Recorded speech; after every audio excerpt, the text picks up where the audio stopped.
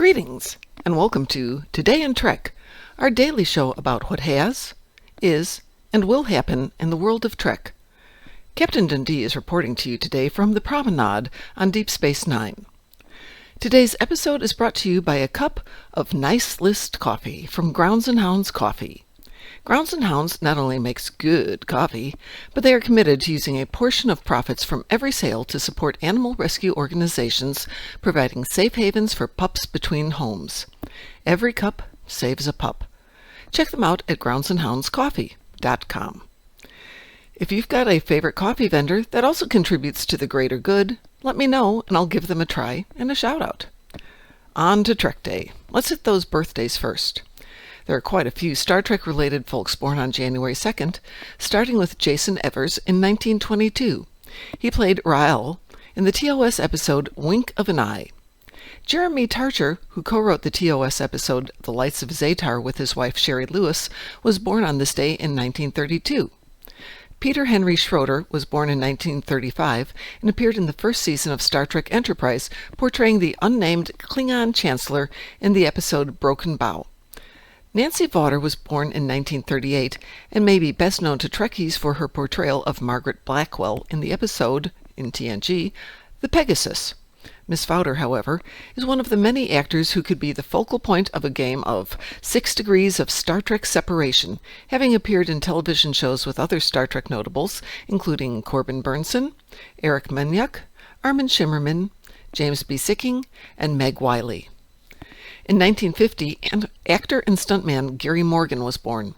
He was a stunt double for Tracy Walter in the TNG episode The Last Outpost, and is the father of stunt actress Bonnie Morgan, who appeared in the pilot episode of Star Trek Discovery.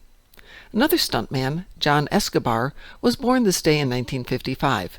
He appeared in The Wrath of Khan and in TNG's episode Heart of Glory. Another, and probably the most notable Trek-significant birth occurred this day in 1920, when Isaac Asimov was born.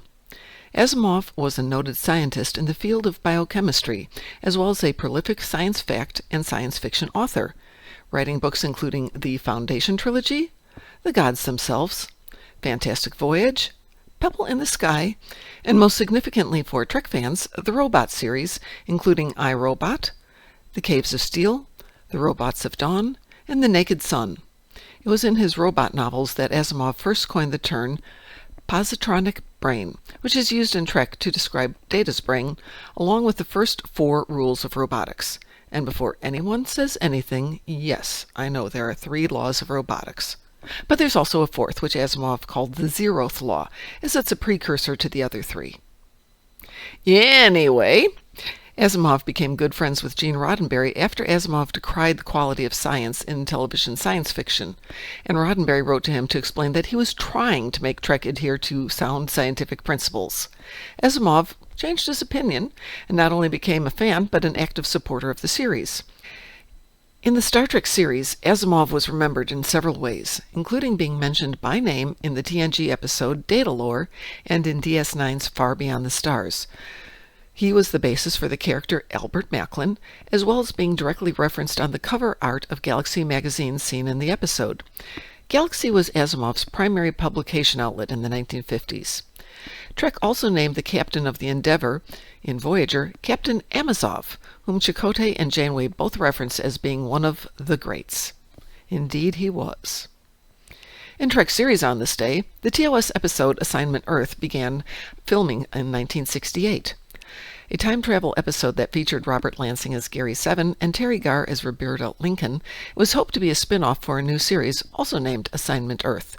The episode, while fun, was not to survive making it to a standalone series, but was made into a 5-part comic book series for IDW Publishing. A year later, in 1969, the TOS episode Turnabout Intruder was in its 2nd day of filming.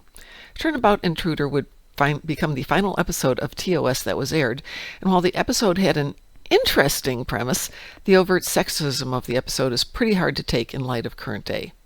Remember how I said that the DS9 episode Rivals premiered on January 1st, 1994?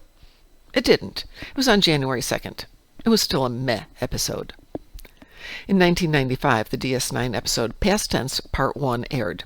Set in 2024, it's another time travel episode that allows the characters from the future, our future, to travel back to a significant moment in Earth history, allowing them to gain a better understanding of how events unfolded, and in doing so, does what Trek does best. Lets us re-examine our culture, attitude, and politics through what is hopefully a fresh set of eyes. Having just revisited this episode on what would have been the date of the Bell Riots, the story is still a bit predictable, but still enjoyable, especially for the presence of Bill Smitrovich in the role of Webb. On a sadder note on this day, in 2005, noted sci-fi and fantasy illustrator Frank Fraz passed away. He was a pre-production illustrator for the series Star Trek Phase 2, which, while it never made it into production, became in part the motion picture and in part the basis of several TNG episodes. In addition to his work on Phase 2, he also did the cover painting for DC Comics' 1992 TOS Volume 2, Homeworld. Fraz was also commissioned to create paintings for the first National Star Trek Convention. 7 of those paintings, Kirk, Spock, McCoy, Scotty, Sulu, Uhura, and Chekhov, were subsequently hung in the Smithsonian Air and Space Museum. Patricia Smith died on this day in 2011. She starred as Dr. Kingsley in the TNG episode Unnatural Selection, but, as with the aforementioned Nancy Vaughtar, she starred with many Trek alumni over her career, including James Gregory, Skip Homeyer, Ray Walston, Leonard Nimoy, Sharon Acker, James B. Sicking, Robert Ito, Brock Peters, Majel Barrett, Ted Cassidy, and Diana Muldaur. Trek History of the Future, we're still in the countdown for Star Trek Section 31 with 22 days left in the countdown. The show will be here on Paramount Plus in the States, and I have no updates outside the U.S. And I also have no gaming updates today, but if you have Star Trek game news to share, let me know. Everyone have a wonderful day, and we'll see you tomorrow.